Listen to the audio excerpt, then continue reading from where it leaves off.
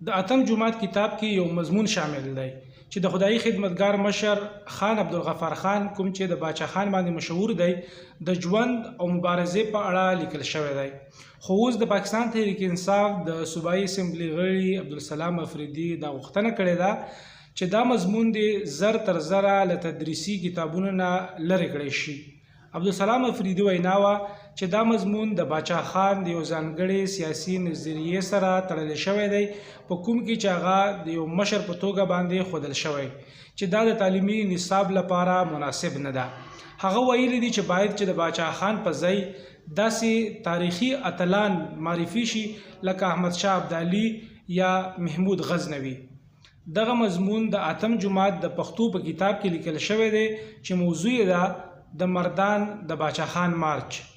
په کوم کې چې لیکل شوی دی چې په کال 1942 کې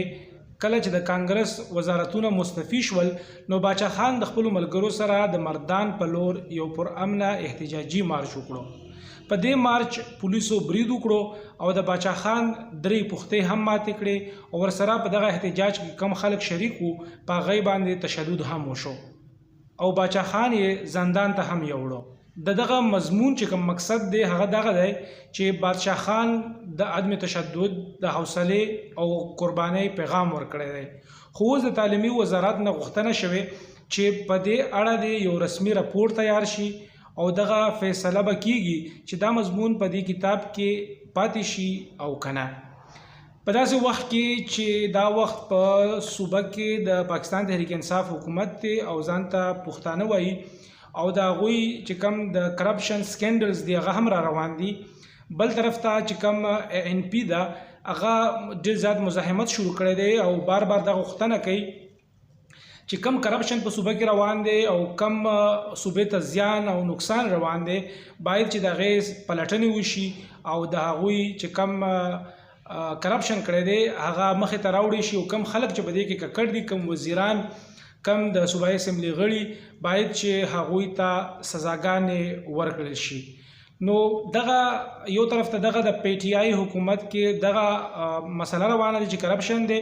بل طرف ته ان پی غوښتنه کوي د دغه کرپشن د پلټنو. نو په داسې وخت کې د خلکو توجه اړول یو دغه اړخ ته چې باچا خان مضمون په یو کتاب کې دی د پښتو په اتم جماعت کتاب کې دغه یو مضمون راغلی دی باید چې دا د دې نه لرې کړلی شي. نو دغه کرپشن نه د هغوی توجه اړول دي. بل طرف ته که وګورو چې د باچا خان کم کوششونه دي د هغوی کم خدمات دي د پښتون قوم دپاره زیاده تر چې کم سیاسي پارټي دي هغې مني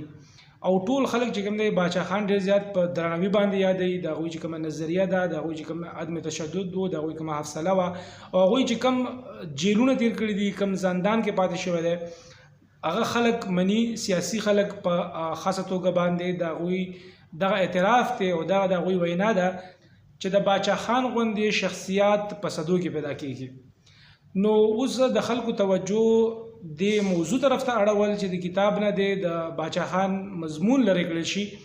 او د کرپشن چې کم روان دی د هغې طرف ته څوک توجه ونه کړي. نو دا یو هڅه یو کوشش کیدی شي. دا د پښتو کتاب دی او د پښتو په کتاب کې د پښتون چې کم اتلان دي د پښتنو باید چې هغه پکې ښکاره شي. تاسو به د منظور پښتون یو پیغام هم اوریدلی وي، هغه یو تقریر کوي، په هغه تقریر کې وایي چې زمونږ اتلان څوک نه مني او دوی وایي چې د باچا خان ذکر نشته دی. دغه کله په دې کتاب کې دغه مضمون راوستل شوی و کله چې د ان پی حکومت و په صوبه کې په کال 2011 کې نو دغه شامل شوی و د پښتو د اتم جماعت په کتاب کې دغه مضمون او په دې کې دا ښودل شوي دي چې کم جدوجهد کم عدم تشدد کم حوصله او کم قرباني باچا خان ورکړی ده په سیاسي محاذ باندې یا په عوامي خدماتو باندې د هغې ذکر پکې و. خو اوس دغه خبره منځته راوتل چې دا د لرې کړل شي دا دې طرف ته اشاره ده چې کم صوبه کې کرپشن شوی دی او د ان پی غړي مشر ایمل ولی خان هغه د غوښتنه کړې ده چې د دې دپاره د تحقیقات وکړي شي د دې پر ضد د کار وکړي شي او کم خلک یا کم صوبایي وزیران په دې کې کرپشن کې ملوث دي د هغې پلټنه دې وکړي شي، د هغې توجه چې کوم دی د دې خبرې نه اړول په دغه شان خبرونو باندې ممکنه ده او که ممکنه نه ده دا خو به مونږ ته وخت ثابتوي. دې نه علاوه کتونکو تاسو څه ویل غواړئ چې د باچا خان کومه نظریه ده، د هغوی چې کوم تاریخ دی، قربانۍ دي، هغې چې کوم جیل تیر کړی دی، په دې اړه ستاسو څه نظر دی په کمنټ سیکشن کې هغه تاسو موږ سره شریکولی شئ. اوس خپل ملګري ذاکر الله اجازت ورکوئ چې چېرته هم یې ښاد اوسئ. د الله په امان.